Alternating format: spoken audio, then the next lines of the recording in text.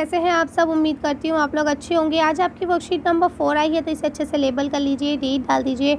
Subject maths है, तो English medium और हिंदी मीडियम दोनों में बनाऊंगी। क्लास लिख लीजिए, अपना नाम, अपने टीचर का नाम लिख लीजिए। तो चलिए पढ़ना शुरू करते हैं। Match the geometrical visualization given below.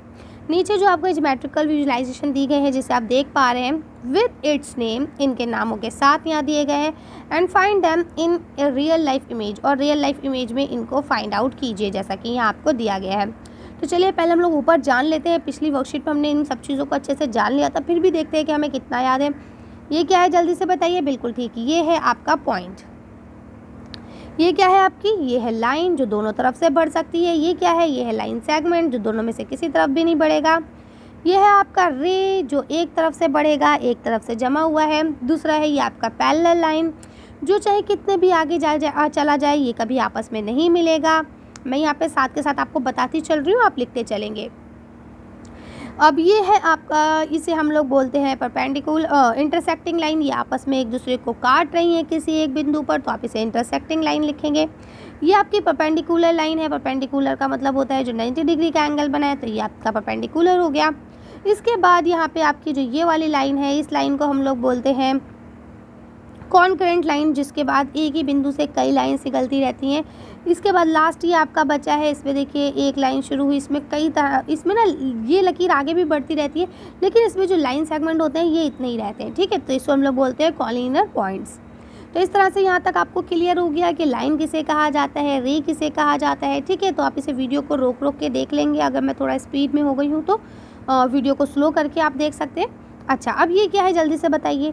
तो ये है आपका रे, RAY रे। उसका रीज़न क्या है कि टॉर्च में जो रोशनी निकल रही है वो केवल एक ही तरफ बढ़ रही है, दूसरी तरफ नहीं बढ़ रही है, तो हम इसे रे कहेंगे। ठीक है, अब ये लकीर जो है, ये रोड चाहे कितनी आगे चली जाए, ये कभी आपस में एक दूसरे से नहीं मिलेगी, तो हम इसे पैरेलल लाइन कह सकते हैं। ठीक है, ये पेंसिल है, ये दोनों में से किसी भी तरफ से नहीं बढ़ेगी, इसे हम लाइन सेगमेंट कह सकते हैं। ठीक है, अब आपने अभी देखा था कि इसके अंदर बहुत सारे पॉइंट्स आ रहे हैं, तो ये आपका कॉनिकल पॉइंट्स हो सकता है। ठीक है, इसके बाद ये जो आपको है, देखिए यहाँ पे आपको सीधा सा इंटरसेक्ट कर रहा है, तो ये आपका परपेंडिकुलर लाइन हो सकता है। और उसके बाद देखिए इसके अंदर एक पॉइंट से कई रेखाएं निकल रही हैं, जैसा कि यहाँ आप देख पा रहे हैं, तो ये कॉन्करेंट लाइन हो जाएगा। कर लेंगे आसानी से, कोई बहुत बड़ा मुश्किल काम नहीं है। रही बात तस्वीर बनाने की, तो तस्वीर आप बना भी सकते हैं, नहीं तो आप नंबर 1 2 3 डाल के इसके आंसर लिखें। ये वाले जो डायग्राम्स है, ये आपको बनाना ज़रूरी है, इसको आप बना के लिखेंगे। ठीक है, तो अब यहाँ देखिए बहुत इजी सा ये आपको एक दिया गया है सर्कल। इसके अंदर कुछ लाइंस हैं, कुछ कॉर्ड्स हैं। आप लोग जानते हैं ना, ये आपका पूरा क्या होता है, डायमीटर होता है। ये आपका जो पॉइंट्स होता है, ये रेडियस होता है। ये जो ये होता है, इसे हम कॉर्ड कहते हैं, है ना। तो ये अलग अलग आपको चीज़ दी गई है, तो इसको आपको बताना है कि पॉइंट O क्या है। ठीक है, उसके बाद AOB क्या है, ये AOB क्या है, AC क्या है, ये जो आपका AC है यहाँ से, ये क्या है, ये है ना। उसके बाद OC जो यहाँ से सीधा है, ये क्या है। उसके बाद लिखा है, अगर हम AB is dividing the circle into 2 halves and each halves is called, तो बोलते हैं अगर AB ने, ये AB जो रेखा है, इसने एक ऊपर इसको डिवाइड करा है, दूसरे हिस्से को नीचे डिवाइड करा है, दोनों बराबर हैं, तो ये बताइए कि सिर्फ आधे ऊपर को और आधे नीचे को क्या बोलेंगे। इसके बाद लिखा है लाइन सेगमेंट, अगर AO है तो दूसरा लाइन सेगमेंट क्या है। ठीक है, इसी के बराबर यहाँ लिखा है आपका position of point D, point D की पोजीशन क्या है। ठीक है, तो चलिए इन सब के आंसर्स हम लोग देख लेते हैं।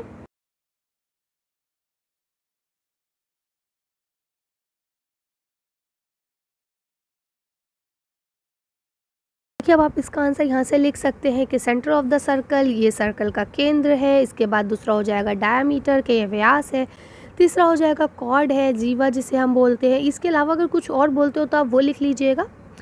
इसके बाद यहाँ लिखा है रेडियस, रेडियस को त्रिज्या बोलते हैं। सेमी सर्कल यानी अर्धवृत्त हो गया, O भी आ जाएगा इसका आंसर, और ये हो जाएगा आपका आउटसाइड ऑफ द सर्कल यानी कि वृत्त के बाहर। कर लेंगे, चलिए आगे पढ़ते हैं।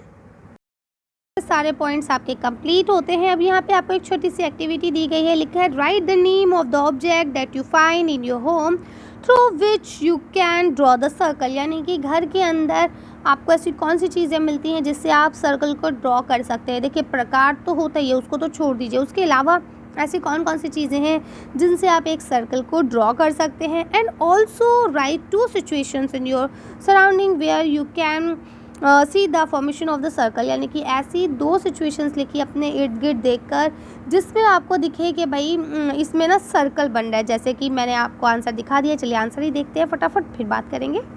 तो देखिए हम सर्कल किस किस चीज़ से बना सकते हैं, चूड़ी से बना सकते हैं, अगर कोई हमारे आसपास गोल डिब्बा है उसके ढकने से बना सकते हैं, टेप से बना सकते हैं, टेप भी गोल होता है, ग्लास जिसमें हम पानी पीते हैं, या बाउल जिसमें हम लोग कुछ खाते पीते हैं, कटोरी जिसे बोलते हैं, इन सब चीज़ों से बना सकते हैं। इसके अलावा अगर आपको कुछ और याद आता है तो आप इसे ऐड कर लेंगे, मुझे इतने ही याद है, मैंने लिख दिए।